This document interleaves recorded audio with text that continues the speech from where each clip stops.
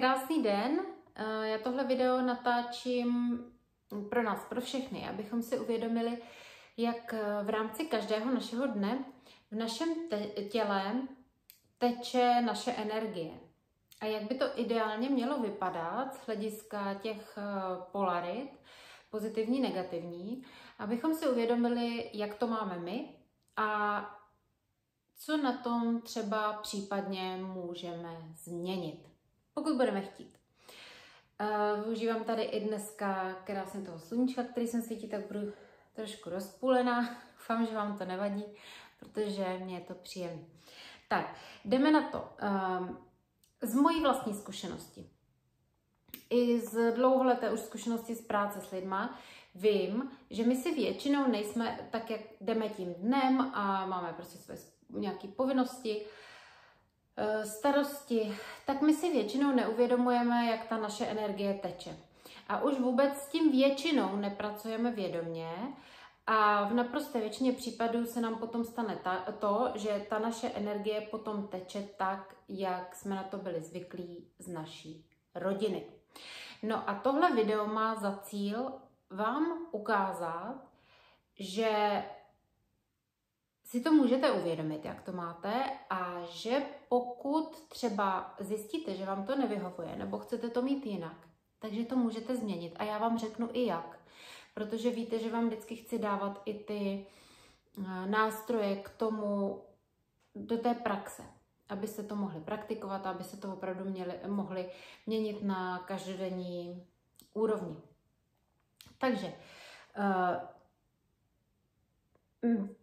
na začátek řeknu, jak by to mělo vypadat ideálně. V ideálním případě, a rozumí se tím vědomý už způsob života, kdy já opravdu vědomně každou vteřinu, minutu nebo hodinu kalibruju to svoji energii tak, aby to bylo podle toho, jak já se chci cítit. Ne, že budu ve vleku nějakých externích okolností a budu ve vleku svých emocí a budu tím pádem reaktivní člověk, to znamená do velké míry nevědomý člověk.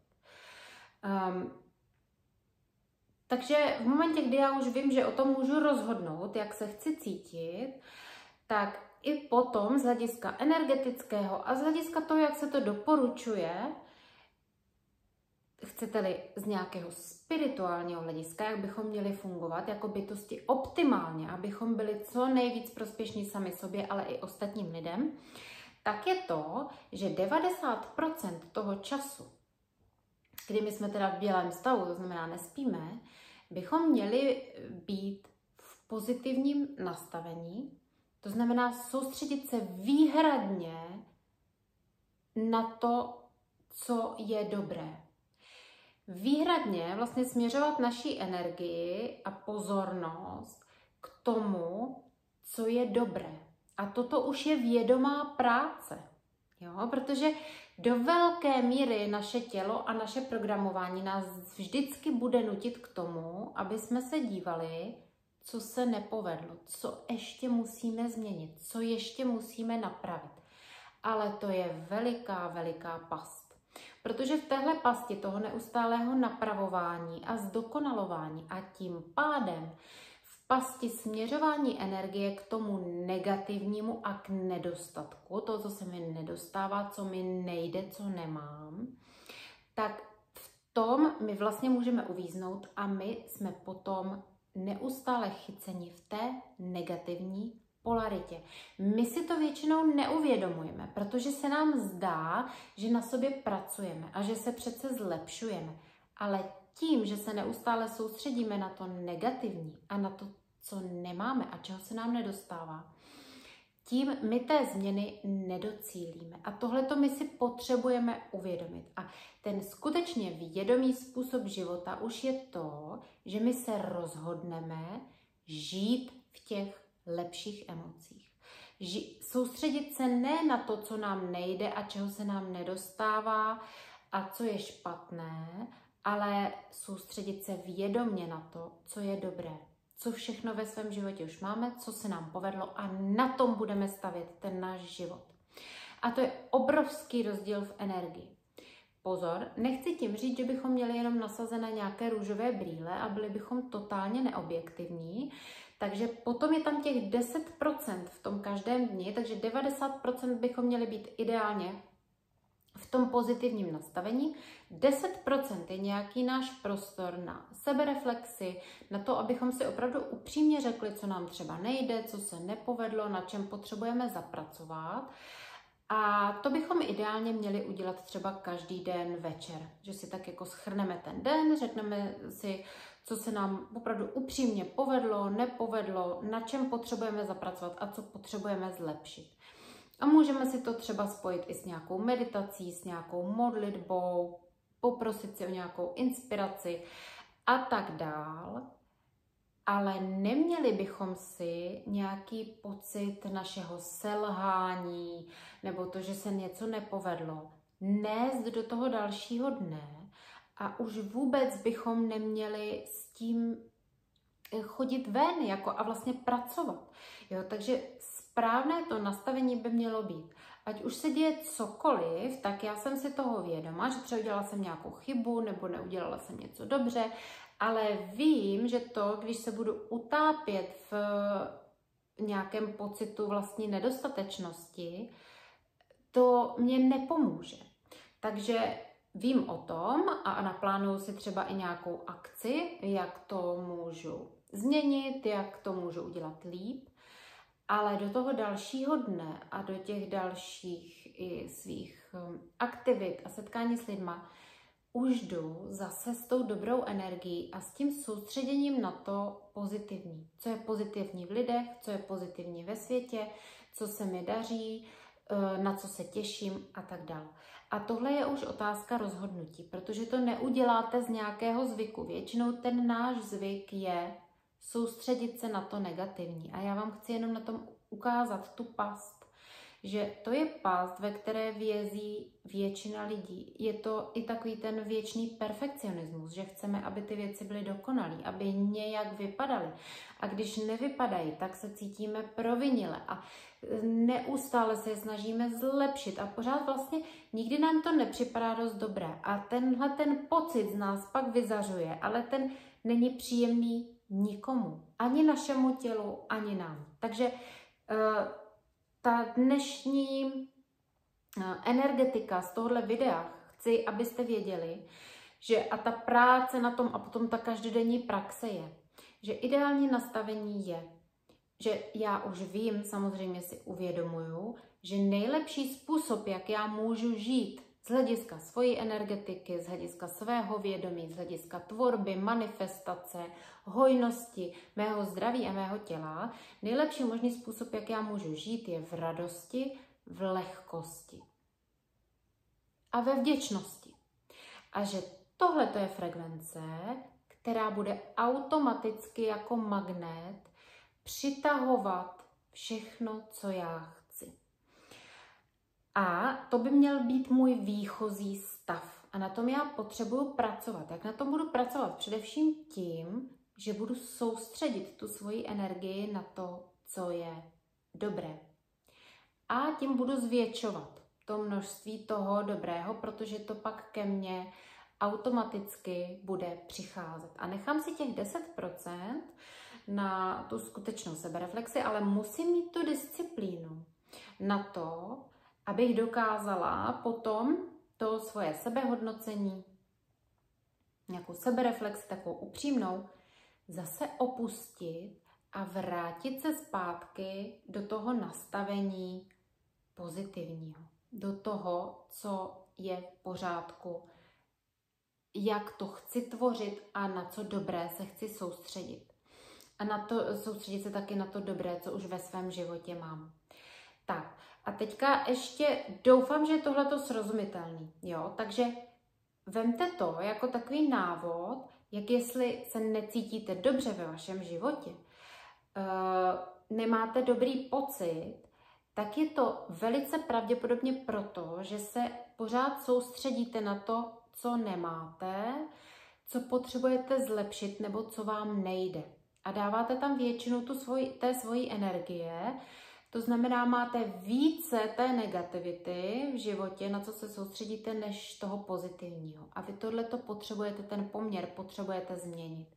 A říkám vám ten ideální stav, že 90% by mělo být v tom pozitivním nastavení. To znamená, soustředím se výhradně a vědomně na to, co je dobré, a takhle i chodím mezi lidma, takhle i pracuju. To už je otázka vědomého rozhodnutí a vědomého nastavení. A potom si dám těch 10% toho času na nějakou sebereflexi a opravdu upřímně si řeknu, a třeba i s využitím někoho druhého, nějakého kouče, mentora, rodinného příslušníka, dobrého kamaráda, kdo mi opravdu řekne, hele, tohle třeba bych chtělo zlepšit, nebo jo, a nechám si těch 10% a pak se zase vrátím zpátky do toho, že vím, že nejlepší možný způsob, jak já můžu žít a přispět druhým, je, když budu ve vděčnosti, v radosti a soustředěná na to pozitivní. A je to opravdu o svém vlastním takovém nastavení a o rozhodnutí a o disciplíně tohleto dodržovat. A sami určitě víte, že nejlíp je nám vždycky s lidma, kteří jsou pozitivní, mají dobrý způsob nazírání těch věcí, umí řešit problémy, nedělají z věcí vědu. To jsou vždycky lidi, se kterými je nám dobře. Proč? Protože mají tu pozitivní polaritu, dominantní.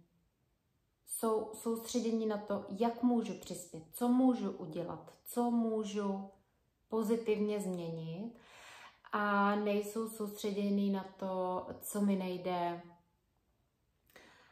proč mi to pořád nejde, co ještě dalšího musím pro to udělat, kdy už konečně to bude lepší a tak, jo. Takže pozor na to, on totiž i celý osobní rozvoj může být právě podle toho, jakou my máme tu polaritu, tak může být buď obrovská past, že my se tam neustále točíme v tom, co nám nejde, co musíme ještě zlepšit a musíme ještě udělat, a nebo se to právě může stát takovým tím naším odrazovým můstkem dál. Skvělý tohle tady je a jak můžu jít dál. Takže pozor na to, protože moje zkušenost je, že spousta lidí uvízne právě v té pasti toho osobního rozvoje a neustále chtějí na sobě něco zlepšovat, ale přitom vlastně v tom životě se neposouvají, protože ta jejich energie je vlastně chycená v pasti té vlastní nedostatečnosti. Takže ta největší sebedisciplína je umět se vždycky vrátit do toho vědomí, že je se mnou všechno v pořádku, že už jenom tím, že jsem tady, tak mám hodnotu, a bez ohledu na to, co se mi třeba nepovedlo, tak já můžu jít s dobrým pocitem a s dobrým nastavením do toho každodenního života a něco dobrého tvořit, spolu vytvářet s lidma a tak dále. Je to opravdu už sebedisciplína a je to hlavně i způsob, že už umím pracovat s tím egem, jo? Protože to, že mám pořád pocit nějaké vlastní nedostatečnosti a že mi něco nejde a pořád musím něco zlepšovat, je hra toho ega. Jo? To je vlastně velice silné ego, veškeré i takové ty trpitelské sklony, trápení, mentalita oběti, je všechno velice silné ego. Egocentrismus, sebestřednost, protože vlastně neřeším nic jiného než sebe. Jo?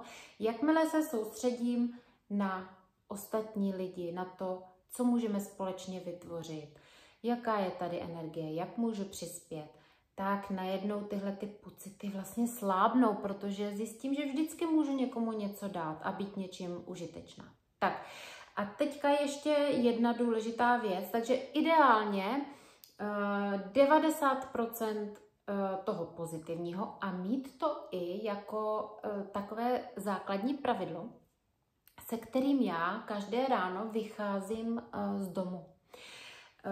Že potřebuju toto cítit v sobě.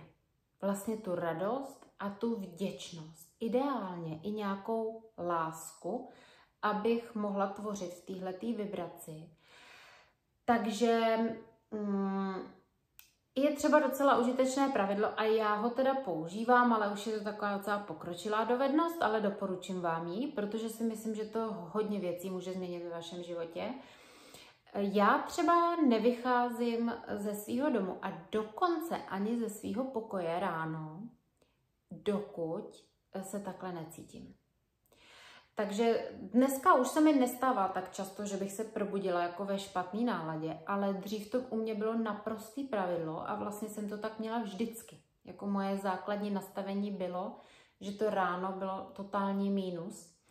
Ale já už jsem věděla, že pokud chci to tvořit jinak, tak první moje věc hned po ránu potřebuje být, že ať už to bude jakýmkoliv způsobem, a našla jsem si svoje nástroje, meditace, různý dechové cvičení, praktikování vděčnosti.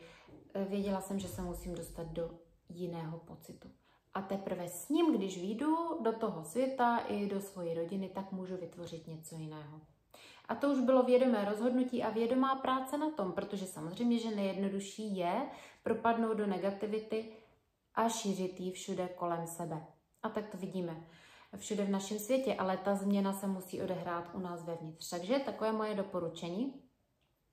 Kultivujte tyhle ty pocity a dejte si třeba i svoje takové vlastní pravidlo, že když půjdete něco tvořit nebo půjdete se setkávat s druhými lidmi, že půjdete jedině v tomhle dobrém pocitu. Kdy budete cítit vděčnost za to, co máte ve svém životě, za to, co se vám povedlo, za to, že se můžete setkat s druhýma lidma. A uvidíte, že pokud tohleto budete dělat, tak kvalita vašeho života, kvalita vašich vztahů a kvalita toho, co vytváříte, se úplně diametrálně změní. A především nebudete už upadat do té pasti toho, že pořád je něco špatně, že pořád je něco v nepořádku, protože vlastně jenom zjistíte, že je to druh energetiky, kterou třeba měli jste v sobě aktivní. Potom se vám samozřejmě to ukazovalo i u druhých lidí, ale nemusíte to tak mít. A když to změníte u sebe, tak se vám to odrazí i v těch okolních událostech a v okolním světě. Takže pamatujte si, že ideálně, pokud se chcete cítit dobře a chcete tvořit kvalitní věci a kvalitní vztahy, tak vy potřebujete cítit, ne si myslet nebo vědět, jak to je. Ale bez toho prožitku se to vlastně nezaktivuje, jo? Že vy to nebudete cítit. Takže vy potřebujete cítit ve svém těle tu radost, vděčnost, tyhle ty pozitivní pocity. Potřebujete se naučit prvně prožívat, protože když je nebudete cítit, tak je nebudete schopni najít nikde jinde, ani u druhých lidí, to se vám nebude tam zrcadlit. Nehledejte to v ně, jo? Je to všechno o tom, co vy dáváte. Takže ideální energetika je 90% vědomě toho dne se soustředím jenom a pouze na to pozitivní. Dejte si to jako svoji práci, jako způsob vaší práce, jak budete interagovat s tím světem, že se budete soustředit jenom na to pozitivní. A budete ochotní ty věci dělat, budete ochotní v nich vidět to dobré, budete ochotní rozvíjet to dobré, nebudete pořád soustředěni na to negativní.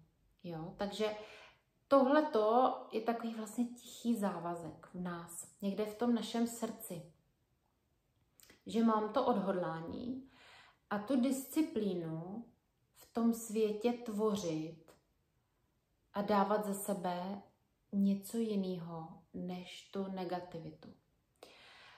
A ideálně po 90% toho našeho dne a 10% na takovou sebereflexi. To, že jsme zvyklí se pořád za něco odsuzovat, trápit, schazovat, ještě neznamená, že to tak musí být. Vy potom, když to začnete praktikovat, tak zjistíte, že úplně klidně můžete žít tak, že nějakou sebereflexi, která třeba i nemusí být úplně příjemná, uděláte v těch 10% a to stačí. A možná vám pak bude stačit už jenom nějakých 5%, ale nemusí to být celý ten den, protože vy, když s tím strávíte celou svoji energii v průběhu celého dne a pořád se vracíte a tohle se nepovedlo a tohle, tak nikdy nemůžete jít dopředu a nikdy se nic nezmění ani v tom klimatu té společnosti. Takže každý z nás si možná teďka udělejme takovou revizi toho, jak to máme my. Kolik opravdu upřímně procent toho dne strávíme v té negativitě a hodnocením toho, co je špatně, co by mohlo být líp, co nám nejde, co ještě musíme zlepšit. A kolik toho dne strávíme tím soustředěním se na to pozitivní. Abychom uměli vidět to dobré v sobě, v lidech, v situacích. Je to dovednost. Jestli jste to doteďka nepraktikovali a nepraktikovalo se to ani ve vaší rodině, tak to dost pravděpodobně neumíte. Takže si to potřebujete rozvinout, ale to ještě neznamená, že to nejde. Jo? A není ten klíč k tomu, jak si většina lidí myslí, že se budou cítit dobře a něco se změní tím, že si budou číst další knihy a budou o tom přemýšlet a budou navštěvovat další semináře a tak dále. Ne. My to potřebujeme cítit v našem těle a to znamená, že my se potřebujeme naučit prožívat tu radost z těch obyčejných věcí a naučit se na to soustředit a naučit se to dělat co nejčastěji, aby ta naše energie se pořád vracela k tomu, co je dobré. A tím se to začne pomaličku měnit. Ne tím, že nad tím budeme přemýšlet a že budeme pořád přemýšlet nad tím, co nám nejde a co ještě musíme změnit a co jsme udělali za chyby a tak dále. To, že budeme pořád přemýšlet nad tím, co nám nejde nebo co se nepovedlo, nikomu nepomůže. A to ani nepřinese to řešení. Jo? Každý z nás dělá chyby. To je úplně normální a je to lidské. A ten jediný rozdíl je ten přístup k tomu. Spadnu do nějaký vlastní nedostatečnosti, do mentality oběti, to znamená, chytím se do pasti té negativity a budu stagnovat, nebo se propadat někam ještě níž. A nebo řeknu, dobře, tohle se nepovedlo, ale jdu dál a soustředím se zase na to dobré. Vy pak, když se na to soustředíte, tak zjistíte, že máte mnohem víc těch dobrých věcí v životě, než těch negativních, ale nám často se stane, že se soustředíme na to jedno, co nám nejde, nebo co prostě se třeba nepovedlo a to začne definovat celý náš život, ale i tu naši energetiku. A pak nemůže přijít moc těch dobrých věcí. Takže ideální návod, zase není to žádná ezoterika, není to žádná teorie, je to čistá a prostá fyzika. Pokud se chci cítit dobře, chci být dobrým vodičem energie, chci, aby ke mně přicházelo to dobré, potřebuju se soustředit na to dobré. A tím pádem přirozeně, automaticky přepoluju svoji energii, jak bude téct v mém těle, bude tam téct mnohem víc toho pozitivního, ale je to moje práce a já ji musím udělat. A udělám ji tím, že se soustředím na to pozitivní. A ještě vám dám k tomu jeden nástroj, který si myslím, že když budete používat, tak vám to půjde velmi dobře. Ono totiž, když je to naše vědomí a ta naše energie je nastaveno správně, tak vy potom uvidíte, a skutečně to tak je, že v každé minutě a vteřině toho našeho života tam je vždycky něco nového, hezkého, dobrého, co k nám přichází. Jenomže pokud my jsme soustředěni na to negativní, tak máme vlastně takové jako klapky na těch očích a my to nevidíme. A cílem je tyhle ty klapky sundat a všímat si to. Prostě prvně musíme vědět, že každou chvíli, každý moment našeho života k nám přichází něco pozitivního. A to tak prostě je. A čím víc my jsme schopni toto vnímat, tím rychleji se bude naše energie měnit. Takže kdykoliv dojdete do bodu, kdy vám zase připadá všechno špatný a něco se vám nedaří a zase propadnete do takového toho sebehodnocení, tak se vraťte do té přítomnosti a začněte si všímat. Zapojte ty vaše smysly, nějaké to vaše cítění, začněte si všímat, co je kolem vás dobrého. A takhle se vždycky vrátíte do té správné energie. A tohle je ta praxe. Pořád se vracet sem, kde právě teď jsem a vnímat, co se děje. A vy pak zjistíte, kolik se děje dobrých věcí, které jste předtím vůbec neviděli. A to je rozdíl v energii, rozdíl ve vnímání, rozdíl v perspektivě, rozdíl ve směřování energie, což může být i rozdíl ve směřování celé naší společnosti, když tohleto udělá více lidí. Záleží to jenom na nás a na co jsme my soustředěni. Jestli na to negativní nebo na to pozitivní, protože tak i teče naše energie a tak i teče potom energie v celé společnosti. Takže schválně zamyslete se, jaký máte ten poměr, pozitivní, negativní.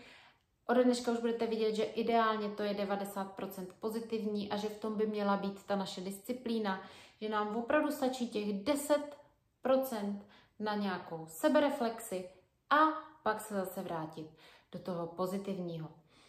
Jestli to máme nějak jinak, v pořádku, je to zvyk, je to, jak jsme to měli nastavené, potřebujeme si sami pro sebe zhodnotit, jestli to takhle potřebujeme, jestli nám to slouží, jestli chceme mít větší procento než těch 10% toho neustálého hodnocení, nějaké třeba možná trochu i negativity, jestli to tam chceme a nebo ne.